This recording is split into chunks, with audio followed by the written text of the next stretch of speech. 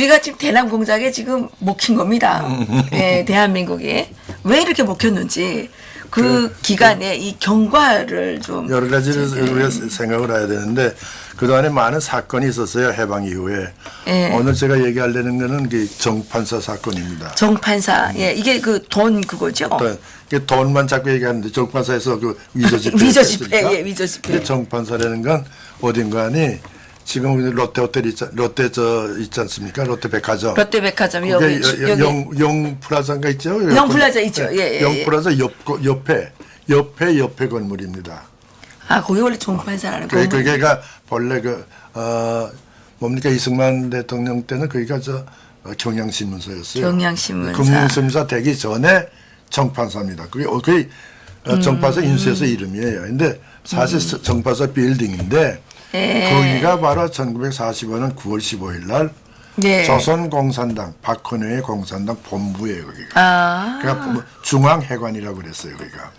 중앙회관. 근데 거기가 이제 남한에서의 공산주의 운동의 본산이죠. 거기서. 예. 그러니까 거기서 모든 것을 이제 대남공작 그때는 뭐 대남공작 못할 때니까 해방 직후니까 예.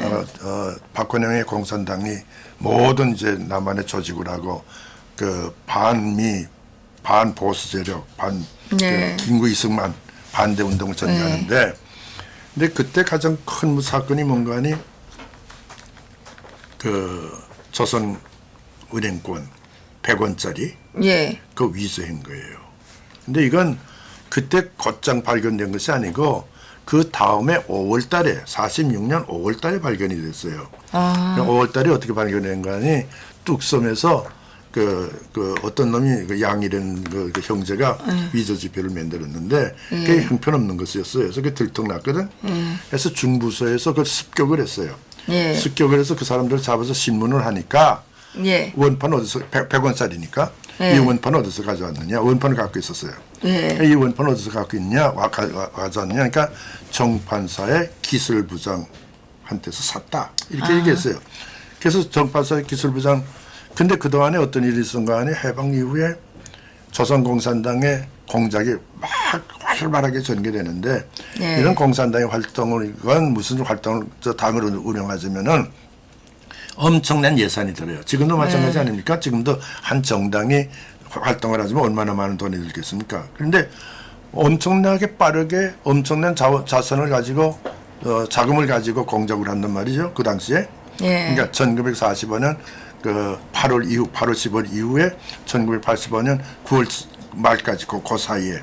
그래서 상당히 이상하게 봤는데 그 사건을 5월 달에 딱 그래서 위조 지폐 사건을 계기로 해서 쭉 조사를 하다 보니까 그동안에 진짜 위지폐 구분하기 어려운 위조 지폐를 예. 정판사에서 인수해서 조선공산당에서 사용했다. 그 책임자가 누구냐? 조선공산당 소무부장 겸 재정부장인 이관술이라는 사람이다. 이관술이라는 사람이다. 이렇게 그래서 그게 정판사가 거기 뭐 있었는 거 아니 조선공산당의 본부도 있었지만은 그 지하에는 그 조선공산당의 기관지 해방일보를 찍는 인쇄소가 있었어요. 그러니까 해방일보가 거기서 나왔거든. 그걸 습격해서 찾아보니까 거기서 뭐에 나오는 거 아니 잉크가 나오는 거예요. 그러니까 위조 지폐를 하려면 단색이 아니지 않았습니까? 까만색, 녹색, 뭐 청색 이런 거 써야 되고 더구나 돈 보면 그 빨갛게 도장 무슨 조선은행 총재하고 도장 찍은 거가 나오죠. 이렇게 뽀짝하게 나오는 거. 그렇죠. 그걸 거조되는 게 아니거든. 근데 그런 잉크하고 종이가 나왔어요. 그래서 조사를 해봤더니 무려 1,300만 300만 원이죠. 1,300만 원을. 엄청. 그것도 한두 번이 아니고 200만 원씩 한 너댓 번에 인수했다. 그게 드러나죠. 그래서 이관설을 비롯해서 해방일보 사장인 박낙정. 그 사람이 박지원 할아버지 아닙니까? 그건 다른 사람이죠. 다른 사람이에요? 근데 그 소문은 그렇게 나던데. 뭐 이름이 바뀌었으니까 그렇게 나온지 모르지만 나는 아니라고 생각해요. 그렇게 해서 이제 이 사람이 인쇄소 사장이었군요. 그렇죠. 아니, 그러니까 해방일보. 해방일보 그러니까. 근데 그래서 9월 그래서 체포하기 시작하죠. 그러니까 46년 5월 15일에 중부서의 형사하고 군정청하고 합해서 습격을 했죠. 습격해서 14명을 재판에 해부하죠. 그래가지고 이관술 이하는 대체로 핵심 분자들은 무기징역, 예. 그 다음에 나머지는 15년, 10년 이렇게 돌치는데 그래서 6.25 사변이 일어나게 되죠. 그래서 이관술이는 그 전에 대정현무소에서 이미 죽었고 나머지는 이제 행방불명된 것도 있고 뭐 어떻게 됐는지 모르죠. 하여튼 이런 사건이에요. 그러니까 이건 뭘 얘기하는 거 아니 조선공산당이 남한에 여러 조직을 만들죠. 뭐 노동조합, 정평, 농민조합 네.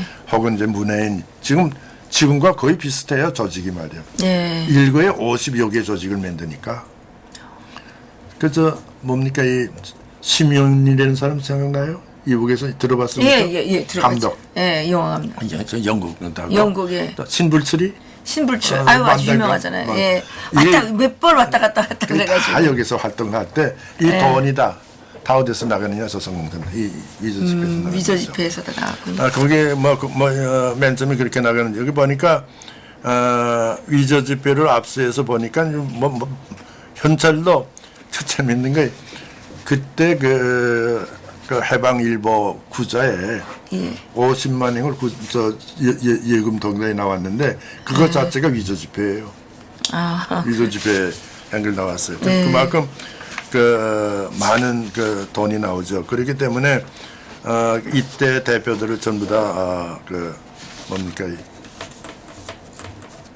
형사 재판에 걸려서 다 재판에 하는데 문제는 이런 현상이 여기에서만 한국에서만 있었던 게 아니라는 점이에요. 지적하고 싶은 그럼 건 이런 현상 어디서 또 있었습니까? 조청년이 있죠. 조청년이.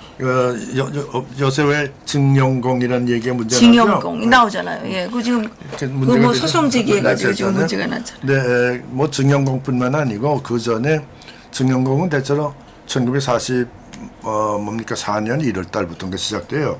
근데 네. 그 전에 광산에 많은 사람들이 일하러 가죠. 우리 네. 대체로 한 200만 정도 노동자가 가니까. 근데 해방되다 보니까 그 돈 받은 사람도 있고 못 받은 사람도 있고 이제 법 받으려니까 8월 달이니까 갑자기 혼란이 되니까 제대로 돈 네. 못 받게 된 거 있지 않았겠습니까?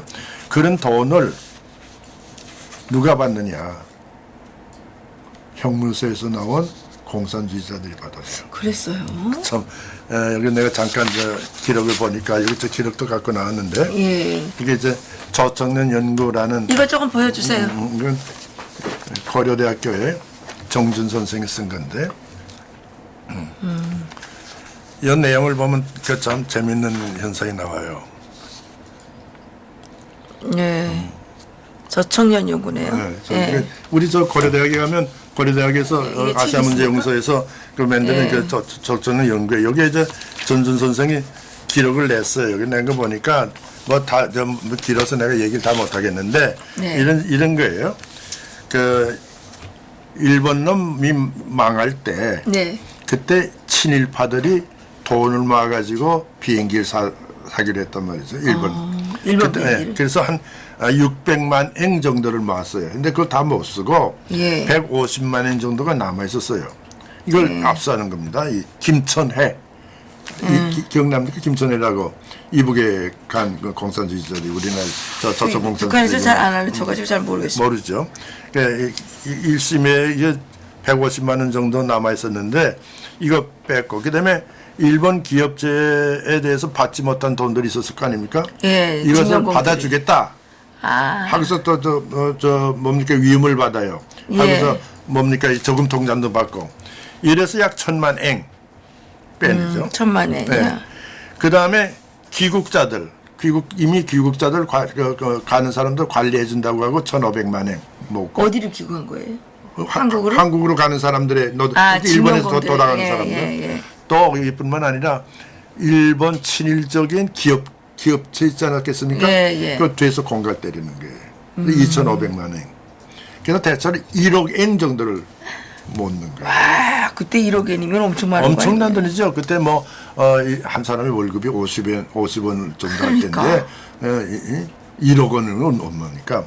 근데 그 중에 상당한 액수가 구체적으로는 잘 모르죠. 예. 그러니까 우리 노동자들에게 맡기고 한국으로 돌아갔으니까 조금 네. 통장을 받았을 거 아닙니까? 또 임금 못 받았다고 써줬을 거 아닙니까? 예. 그걸 몽땅 받아서 자기들이 일본 공산당 재건비 플러스 저청년 그 창립비를 창립비를 싼 거죠. 썼군요. 꼭 같은 짓이에요. 그러니까 한국에서도 박근혜가 이런 짓을 하는 게 이건 이렇게 하려니까 그렇게 돈 받을 데가 없으니까 위조를 한 거죠. 그래서 1,400만 eng 정도를 위조 지폐를 하는 거죠. 근데 이걸 계기로 해서 큰 문제가 나죠. 예. 그러니까 이 뭡니까 미군 정청하고 가만히 있을 수가 없지 않습니까? 그렇죠. 그래서 정판사를 완전히 압수하는 겁니다. 근데 이게 정판사를. 정판사라는 게 일본 적산 가옥이었어요. 그러니까 이제 지하가 1층이고 지상이 4층, 5층 건물인데 그것을 완전히 접수를 하죠. 접수하고 일본 조선공산당 본부를 해체시키는 거죠. 쫓겨나가는 거죠. 그러니까 쫓겨나가니까 해방일보도 제대로 못하게 발행 못하게 되고 또 조선공산당 바꾸는 게죠. 그래서 쫓겨나가고 이렇게 되니까 이때부터 박헌영계의 조선공산당의 활동이 위축되기 시작하죠. 예. 그러니까 자 이걸 극복해야 되겠다. 그래서 전략을 바꾸는 거예요. 어떻게 바꾸느냐? 어떻게 바꿨습니까? 그 전까지는 미국이 해방군의 이런 일을 생각했거든. 그러니까 소련군도 미군도 둘 다 해방군이다 했는데 그때부터 조선공산당은 박근혜 일파는 미군은 해방군이 아니고 적이다. 그러니까 이때부터 폭동으로 일어나는 거죠. 이때부터 전략이 변경되기 시작하는 게. 그 나중에 얘기를 하겠습니다만 그래서 남한 내 여러 가지 폭동이 일어나죠. 그때 가장 많이 관계를 가지는 것이 여기에 와 있던 소련 영사관이에요. 영사관. 그때는 소련 영사관이 있었으니까. 그때는 여기 소련 영사관도 있었죠. 없었습니까? 네. 근데 왜 북한에는 미국 영사관이 없었습니까? 그건 못 들어갔으니까. 거기는 영사관을 못 뒀어요, 우리 미국이. 근데 여기는 건물이 여기 대사관 건물 있지 근데 않습니까? 너무 불공평했잖아요. 그러면. 지금 저 덕수궁 뒤에 지금 대사관, 그거를 영사관을 썼죠. 그래서 근데 미국은 왜 글쎄 그건 아마 거기 안 미국이 들어갔습니까? 아마 협의를 제대로 안 한 것 같아요. 근데 여기 공산당들이 이런 사건이 뭡니까 이렇게 되니까 이제 뭐 이전부터 박근혜가 한반도 내에서는 자기가 제일인데 사실은 공산주의 운동에서는 한국의 공산주의 운동이 뭐 여전번에 제가 다 얘기는 못했습니다만은 1925년이면 4번 탄압을 받으니까 해체하고 뭐 하니까 그래서 다 없어지지만은 러시아로도 소련으로도 망명하고 그런데 끝까지 지하에서 활동한 사람 뭡니까 숨어 있었던 사람 한 명이 박헌영이에요. 네. 그다음에 김삼룡 이주아라는 사람 있죠. 네. 저만 선생하고 교환하겠다고 예, 했던. 그래서 김삼룡은 전주에 숨어 있었고 그래서 광주에서 박헌혜가 나오면서 전주에 김삼룡이를 부르죠. 같이 서울로 올라와서 해화동, 개동 그 일대 거기서 지하에서 이제 나오자마자 조선공산당 재건운동을 하는데 그때 헤게모니는 내가 쥐고 있다고 생각했는데 소련군이 북한을 점령하면서 김일성을 데려오지 않습니까? 그러니까 헤게모니 싸움이 박헌영이 진 거죠. 지는 거죠. 그러니까 특히 뭡니까 1945년 12월 28일에 개최됐던 모스크바 3상의 결정 신탁 정책을 지지하느냐 안 지지하느냐 이 문제가 나왔을 때 박근혜가 평양에 가요. 평양에 가서 지시를 받고 내려오는 동안이 한 3, 4일 내거든. 네, 그렇죠. 이 동안에 남한에서는 남한의 공산주의자들도 반대하는데 참가했다가 박근혜가 와서 아니다. 소련 지지가 지지다. 하니까 도는 거죠. 도면서 명분이 신탁 통치가 아니라 후견. 뒤에서 도와주는 거. 후견 역할을 한다. 이런 걸로 이제 카바가 됐는데 그러면서 이제 공작을 쭉 해나갔는데 조직해 나갔는데 이 정판사 사건에 의해서 조선공산당이 치명타를 맞는 거죠. 그래서 이때부터 정권이 박근혜가 남한에서의 운동을 완전히 정치투쟁으로 돌리는 거죠. 이렇게 되니까 북쪽에서는 잘 이용하게 되죠. 이때부터 남한의 모든 제가 우리 학교 다닐 때요 그때가 제가 고등학교 다닐 때. 그때 고등학교. 그럼요 평양에. 평양. 그래서 잘 알죠. 그때 여기서 이제 요 다음 시간에 얘기하겠습니다만 대구 폭동, 여수 폭동, 제주도 폭동 이게 났을 때 우리 평양에서 어떤 집회를 가졌느냐 지지될 때 뭘 하고 야단했죠. 평양에서요? 그러면 우리도 동원돼서 참가하고 그랬죠. 그건 국가적으로 하는 거니까. 그럼 국가에서 그러니까 박헌영을 이렇게 아주 공식적으로 지지를 해줬군요. 지지해줬죠. 해줘가지고 그러는 게 남한에서 북한에서 할 수 없는 거 자발적으로 운동을 하고 있으니까. 근데 이게 이제 정판사 사건 나고 그다음 9월부터 이제 40년 9월부터 이제 폭동이 일어나는데 그래 되니까 가만히 있을 수가 없잖아요. 미군에서 체포령이 내리죠. 그러니까 해주로 가죠. 그래서 해주에다가 조선공산당 놓고 거기서 지시를 하는 거죠. 해주 가까우니까 38선 그런 현상이 오죠. 그러니까 남한의 공산주의 운동에 있어서 가장 중요한 것은 조직할 때 위조지표를 했다. 이게 하나 우리가 참고로 알아둬야 될 것이고 이거 가지고 막대한 조직을 만들었다. 근데 이걸 결국은 정파사 사건을 계기로 해서 공격받을 수 있는 구실이 됐다. 그래서 조선공산당이 와해되기 시작하니까 이걸 만회하기 위해서라도 강경투쟁으로 가는 거죠. 그것이 46년 9월 달부터 있은 여러 국대한 반대 사건이 여러 사건이 나오는 거죠. 그걸 북조선은 잘 이용해서 남한에서 근데 이게 어디까지 가는 거니 야산대는 게리라지요. 사실상 야산대라고 그랬어요. 나도 얘기하겠지만 학도병들 나갔던 사람 모아서 공작하고 이렇게 되니까 북한에서는 북한의 민주기지라는 거 북한 대남 공작기지를 만들어서 군사력 강화시키고 남한에서는 폭동이 일어나고 그러니까 그걸 기다리고 있다가 애천승 국무장관의 1950년 그 한반도를 지휘하는 성명이 나오니까 이때다 하고 6.25 때 내려오는 거죠. 그러니까 이게 남한 내의 문제하고 북한 문제가 별도의 문제가 아니죠. 계속 개입이 돼 왔었고 언제나 개입이 되고 지원하고 이걸 이용해서 단결시키고 이렇게 하는 거죠. 이런 것이 우리가 공산주의 운동사를 연구한 공산주의 운동을 연구할 때 잊어서는 안 되고 이것이 우리나라의 안전보장에 어떠한 영향을 주고 있느냐. 내가 오늘 여러분에게 한 건 이게 일본 책인데 이 책은 조선 1945년 1950년입니다. 그러네요. 이건 이제 누가 쓴 거 아니 고준석이라는 사람 썼어요. 고준석이라는 사람 썼는데 이 사람은 한국 사람입니다. 한국 사람인데 사람이 와세다 대학 댕겼어요. 와세다 대학 댕기다가 해방되니까 그 일본 신문에 경성일보라고 여기 있었거든. 그게 기자였어요. 근데 돌아가지고 공산당에 들어가서 활동을 하는데 이제 이 사람은 순전한 남조선파예요. 그러니까 우리는 김일성하고 타협할 수가 없다 그래서 평양에 안 가는 거예요. 그럼 어디로 가는가? 일본으로 도망가죠. 그래서 이번에 쓴 것인데 이번에서 죽었어요. 죽었는데 그러니까 1945년부터 50년까지 한국 전쟁이 일어날 때까지 남한에서 어떤 공작을 했느냐? 북한뿐만 아니라 남한의 조선공산당과. 근데 여기 내가 창고를 많이 보는 건 뭔가 하니 조선번에 제가 건국전쟁이라는 책 줬죠. 그렇죠. 보여줬죠.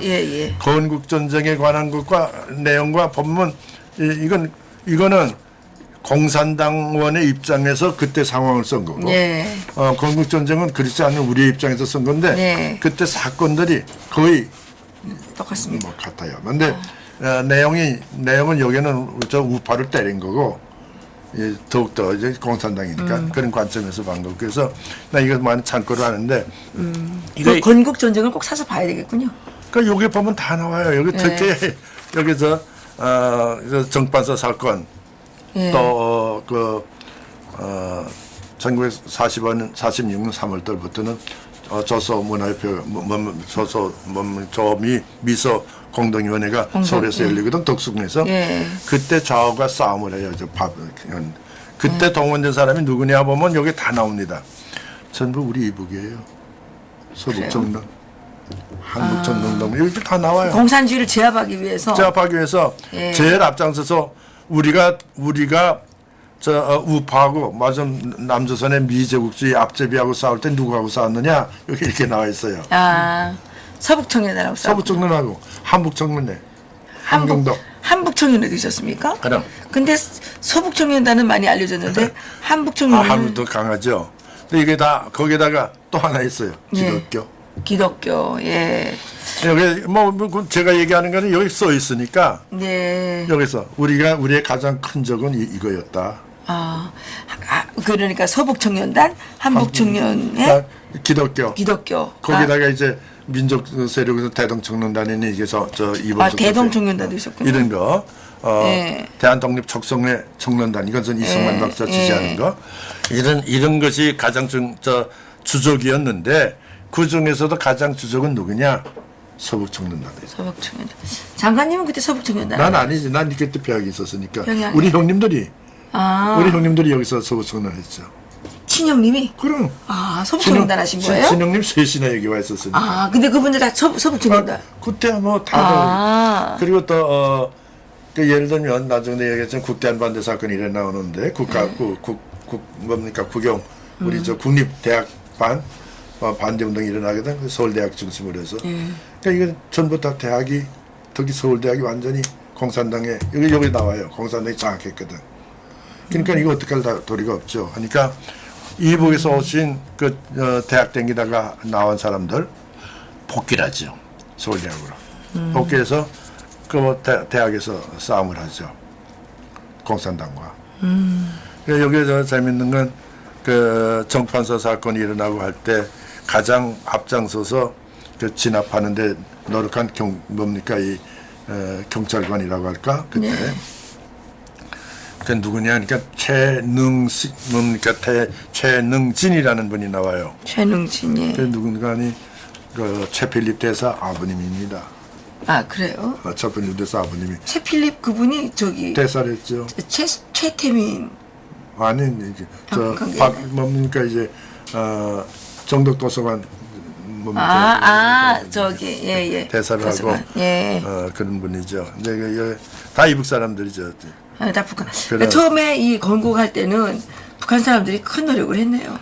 큰 노력 정도가 아니죠. 그때는 그저 무슨 손 가지고 싸운 게 아니에요. 그때 목숨으로 싸운. 그래서 여기 보니까 한 1,000명 정도 세상 떠났어요. 이름도 나옵니까? 이름은 여기 안 나오지만은 서로 건국 전쟁에도 나옵니다. 그때 거기 몇 분의 이름 나오지만은 공산당도 많이 죽었지만은 뭘 가지고 싸우는 거예요? 도끼. 그렇겠지. 죽창. 멍둥이 이런 거. 거기다가 권총.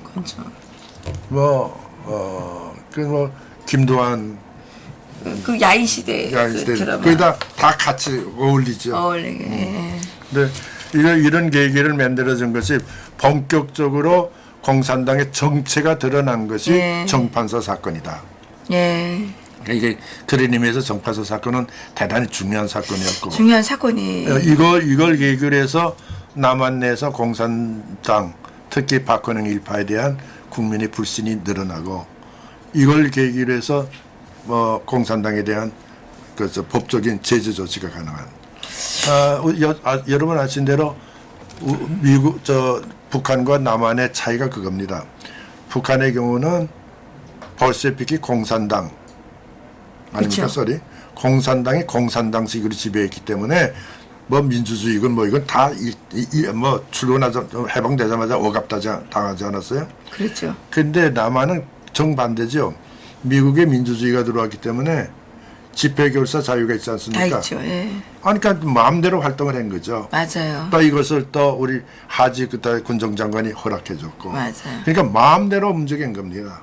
마음대로 움직이다 보니까 자유롭게 움직이다 보니까 딱 공산주의는 그때 공산주의가 뭔지 모를 때 아닙니까? 그렇죠. 그러니까 공산주의 환상. 아니 지금도 모르는데 그때 알았겠습니까? 아, 그래가지고- 지금도 몰라가지고 헷갈려가지고 지금 나라가 이렇게 된 거 아닙니까? 그래가지고 그때는 완전히 남한이 공산화되기 시작하는 거죠. 그때 그걸 막은 것이 이승만 김구 선생이고 특히 이승만 박사가 중심이 돼 보습하고 거기에 우리 배한도 출신들 서북청년 이런 사람 김두한 그런 사람들이 다 활동을 해서 막은 거죠. 그것도 많은 희생자를 내면서 그래. 그때 싸움한 거는 뭐 사진으로 보면은 말이 아니에요. 여기 남산에서 내려오다가 남대문에서 싸우는 거죠. 그때 그만큼 행동으로 막았죠. 이론적으로도 막을 뿐만 아니라 행동으로도 막았고. 근데 그때는 다행한 것이 이승만 대통령과 같은 이승만 박사와 같은 위대한 민족의 지도자가 있었어요. 그러니까 그분은 공산주의에 대해서 그 뭐 엄청난 그 지식을 갖고 계셔가지고 뭐 그분은 나는 솔직한 얘기지만 대한민국이 태어났으니까 대한민국 대통령 고추이지 만약 미국 같은 데 태어났다면 세계를 주름잡는 그랬을 것 그런 같아요. 이런 그랬을 걸 것 느끼죠. 같아요. 예. 정말 계속 그 점점 이게 나라가 이렇게 되는 걸 보고 그분이 그 쓰신 책들 있잖아요. 많죠. 보면 진짜 그 생각이 듭니다. 그 뭐 또 단순히 지금 뭡니까 해방된 다음에 활동한 것뿐만 아니고 그가 미국에 계실 때부터 그러니까 말이에요. 쓴 논문 같은 거 보면요 그렇죠. 참 공산주의에 대해서 그렇게 정확하게 아시는 분이 없죠. 그러니까요. 장관님께서 이제 이렇게 그 우리의 그 근현대사 뭐 고대까지 갈 수는 없고 근현대사 가운데서 정말 우리 국민들이 이게 이제 교훈으로 이게 다 교훈으로 삼아야 되는 그렇죠. 거 아닙니까? 이 공산주의자들은 처음에 돈을 다 이제 그 사기를 치든 가짜를 만들든 이렇게 해서 돈을 만들어 가지고는 이제 그 활동을 하는 거 아닙니까? 그렇죠. 뭡니까 먼 때가 아니고 지난 70년대 80년대에 그리 있어서 강도하지 않습니까? 네. 강도에서 돈을 뺐지 않습니까? 혁명 자금이라는 거 정당화되는 거죠. 그러니까 수단광국으로. 그러니까 말입니다. 근데 이제 요즘에 내가 무슨 생각이 들었냐면요. 요즘에 얘네들이 비리가 엄청 터져나오고 있잖아요. 그 손혜원? 그 여자 이 여자 집을 10채 갖고 있어요. 뭐 집 한 채, 두 채 가지고 있으면 먹고. 예, 엄청 많이 뒤집어 씌운다 그러는데 내 이제 가만히 이 사람들 하는 거 보면 이 사람들은 그동안 밥 먹고 배운 게 남의 거 삥 뜯는 거밖에 아니었잖아요. 근데 이거는 그 불법적으로 이렇게 해야 되니까 계속 이제 그 야당만 해야지 이래 정식으로 청와대를 넘겨주니까 이게 다 들통나가지고 예?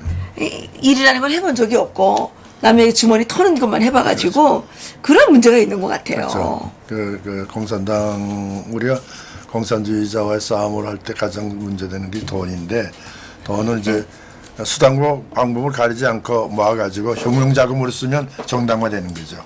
강도를 하던 뭐 사람을 그게 죽였던. 북한에서 배울 때 공산주의는 결과를 중요하게 그렇죠. 그런데 근데 수단과 방법은 아무리 나빠도 그렇지. 결과 혁명이라는 걸로 정당화되는 거죠. 그러니까요. 예. 근데 장관님, 이거 조금 조심스러운 질문인데요. 이 유영욱이라는 분께서 김대중은 어떤 사람이었냐고 좀 물어봐 달래요. 장관님께서 아마 그때 통일부 장관을 하셔가지고 이 사람이 그러는가 봐요. 이분이. 그래서 김대중은 어떤 사람이냐고 물어봐 주세요. 이렇게 이제 질문이 올라왔네요. 김대중 대통령에 대해서는 여러 가지 얘기가 있어요. 뭐 예. 기록도 많이 나왔죠.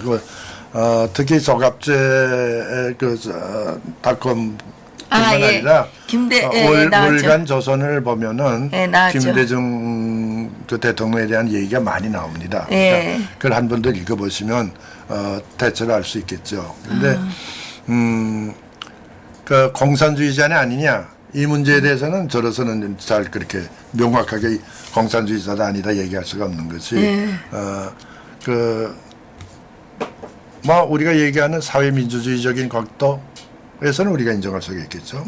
그러나 그 정말 공산당 활동을 했는지 안 했는지에 대해서는 구체적인 기록이 없으니까 그건 뭡니까 그의 그 과거의 역사를 정확하게 내놓고 얘기를 해야지 막연하게 얘기해서는 안 됩니다. 아, 그렇군요. 그러니까 그 다 여러 장관님께서 활동하실 때는 어떻게 불편한 점이 그런 게 없으십니까? 없죠. 나 있을 때는 난 뭐 애당초부터 햇볕 정책을 반대하는 그런 입장이었는데 근데 그 충돌하진 않으셨습니까? 저한테 대해서는 제가 장관을 할 때는 통일 문제에 대해서는 그때는 IMF라는 게 있지 않았어요. IMF에서 그러니까 장관님께서 하실 때는 IMF 때문에. IMF도 있기 때문에 나는 전력을 IMF에서 어떻게 벗어날 것인가 하는 데 중점을 뒀죠. 그러니까 그리고 또 하나 내가 생각한 것은 그 정주영 회장이 금강산 관광을 하겠다고 그래서 요 기회에 구멍을 뚫어보자. 자꾸 그 엔게이지먼트라는 말을 포용이라는 말을 쓰는데 번역하는데 엔게이지먼트. 난 관여 맞아 구멍을 뚫어서 북쪽에 관여라는 건 우리가 이런 행동하면 저쪽에 어떤 움직임이 올 것인가를 생각하고 움직이는 거죠. 그래서 관여를 해보자 이런 생각으로 이제 뭡니까 금강산 개발 문제에 대해서는 조건을 이렇게 달아가면서 냈죠. 그럼 나중에 시간 있을 때 내 구체적으로 얘기하겠지만 그러니까 내가 장관할 때는 뭐 나한테 대해서 이래라 저래라 없었어 얘기가. 그때는 또 그때는 총리가 누굽니까? 김정필 씨. 김정필 총리였죠. 연합할 때죠. 난 뭐 김정필 씨보다 난 먼저 나왔으니까. 저에 대해서는 그렇게 뭐 이래라 저래라 없었어요. 또 우리의 중점이 그때는 IMF에서 벗어나는 거니까 IMF에서 벗어나기 위해서는 딴 거 없어요. 그때 만약에 휴전선에서 북쪽 놈들이 포탄이라 또 몇 발 날렸으면은 우리 어떻게 됐겠습니까? 뭐 우리나라에 투자 왔겠습니까? 그러니까 그걸 어떻게 막느냐 이런 게 중요해요. 근데 저는 이제 그 탈북자들 입장에서 볼 때 김대중 대통령이 그때 던을 안 퍼줬으면 북한을 망했을 뻔했는데 그건 그 후의 문제지. 그 후에. 그래가지고 상당히 아쉬움이 있어요. 저는 사실 탈북 안 하려고 그랬거든요. 근데 왜 안 하려고 그랬냐면 북한이 금방 망할 거다. 그러니까 북한이 망한다는 게 다 없어지는 게 아니고 북한은 자본주의로 갈 거다. 이런 생각을 했었어요. 근데 그거는 이제 다들 그렇게 생각했는데 나는 조금 달랐어요. 난 그때부터. 그래요? 왜 다른가 하니 중국식으로 중국으로 돌아갈 수 있을까?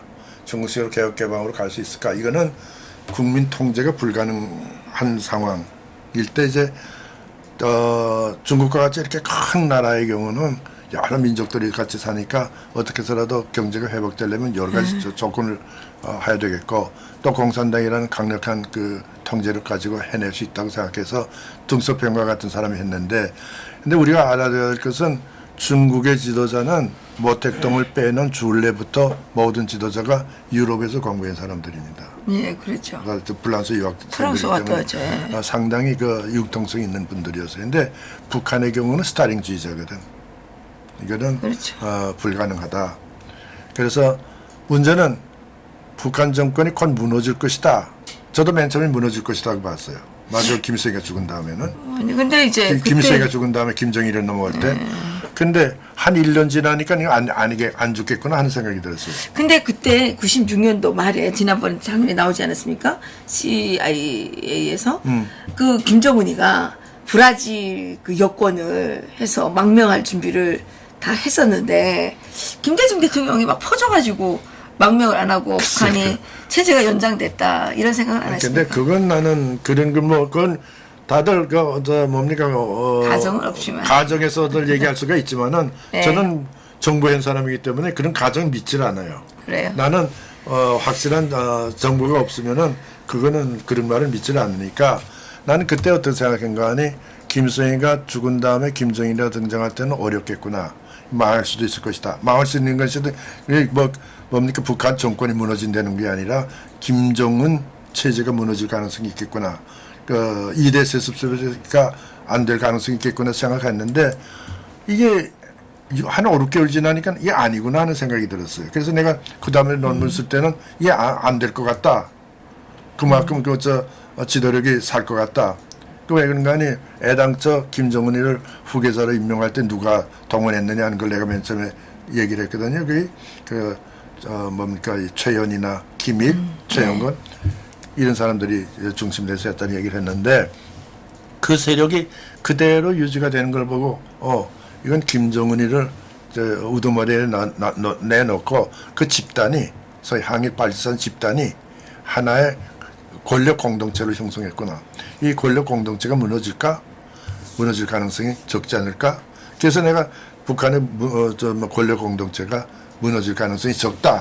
이렇게 이제 내가 판단한 거죠. 그런데 문제는 96년에서부터 시작된 고난의 행군, 그것이 가장 중요한 사건이었죠. 고난의 행군 때 넘어가는 그때가 나는 북쪽에 그 뭡니까 이 황자임 선생이 저한테 와서도 저 만났을 때도 그런 소리를 말씀하셨는데 그때가 제일 어려웠는데 그 고비를 넘기지 않았습니까? 그 넘기니까 그때부터는 그때 그 넘긴 게 그러니까 밑바닥에서는 그 당시에 이제 장사를 다 했거든요. 그래가지고 실제는 김정일은 돈이 없었어요. 근데 그게 저희들이 이제 뭐 하여튼 지나간 일이니까 그렇긴 한데 저희 어머니까지도 뭐라고 얘기를 하시냐면 다 망하게 된 거 김대중이가 퍼가지고 안 망했지 이런 얘기를 많이 하시거든요. 그러니까 김대중 씨가 정권 잡은 건 98년이에요. 97년에 선거해가지고 그렇죠. 98년이고 그전에는 김영삼 씨죠. 그렇죠. 그런데 이제 김영삼 씨 때는 15만 톤 쌀 지원해줬죠. 근데 97년까지 제일 어렵고 98년까지 어려웠죠. 그 이후에 이제 폈단 말입니다. 그러니까 사람들이 자꾸 생각하기에는 그때 저는 정주영 할아버지도 원망을 한 적이 있어요. 저렇게 퍼다 줘가지고 김정일이가 저게 망하지 않았다 이렇게 생각을 했는데 예, 어쨌든 좀더 나중에 지나봐야 되겠죠. 그거는 이제 우리가 북한을 공부할 때 여러 가지로 북한 내부의 문제뿐만 아니라 북한의 그 공산당의 지배력, 통제력 이걸 염두에 둬야 되고 또 그러한 오랫동안의 그 교육 과정을 통해서 북한 동포들이 완전 세뇌되지 않았습니까? 세뇌 교육을 받았으니까 네. 그게 그렇게 쉽게 바꿔지지 않죠. 우선 두려움이 있고 또 거기서 벗어나기가 그렇게 쉬운 게 아니지 않습니까? 이 선생도 여기 올 때 얼마나 고생했어요. 그런 결단 내리기가 그렇게 쉬운 게 아니죠. 그렇죠. 나는 우리 형님보다도 쉽게 여러분보다도 쉽게 완 것은 유엔군이 들어왔기 때문에 또 저 아버님께서 남한에 가 있는 너 형님 어떻게 사는지 보고 오너라. 아버님은 안 오신 거예요? 안 먹었죠. 아버님 북한에. 그러니까 보고 오너라 그러니까 우리 후퇴하기 한 일주일 전이죠. 그때까지는 우리 후퇴하리라고 생각 못했으니까 전황을 모르니까 그러니까 얘 갔다 오겠습니다. 그냥 떠나는 거죠. 그러니까 나야 쉽게 왔죠. 무슨 고생하지 않고. 그래서 와서 도착해서 뭐 하루도 한 이틀 있었는데 후퇴 명령이 나는 거예요. 그렇군요. 오늘 여기서 마칠까요? 예, 제가 오늘 어려운 질문을 드려가지고 아니 여기서 그 질문이 자꾸 올라와가지고. 근데 그건 여러분 그 책을 보십시오. 나는 구체적으로 김대중 연구를 한 적이 없는데 김대중 연구를 한 사람들이 많습니다. 그러니까 그 중에서도 월간 조선에서 나온 책도 있고 네. 이영일 선생이 쓴 글도 있고 또 조갑재 씨도 아마 글말을 썼을 거예요. 그 책들이 나와 있어요. 그 읽어보시면 대체를 알 수가 있겠죠. 어쨌든 지금 나라 문제가 잘 안 풀리니까 사람들이 지금 속상해가지고 별의별 핑계를 다 만들고 싶은 거죠. 네, 나라 문제가 지금 잘 풀려야 되는데 안 풀리니까 이게 문제인 거예요. 예, 어쨌든 오늘 장관님 너무 수고하셨고 다음 시간에 또 모시겠습니다. 다음 시간에는 우리 그 다음의 사건들 그때는 남한의 폭동들 진상들을 잘 몰라요. 얼마나 그렇죠. 지독했는지 뭐 말할 수 없는 희생자들이 나고 공산당을 싸움을 전개하는데 그걸 다 진압하고 1948년에 우리나라가 세워지는 겁니다. 그러니까요. 그 3년 동안의 싸움이라는 거는 여러분에겐 상상을 할 수 없는 싸움이죠. 우리 세대는 아는 거죠. 네. 그 얘기를 하겠습니다.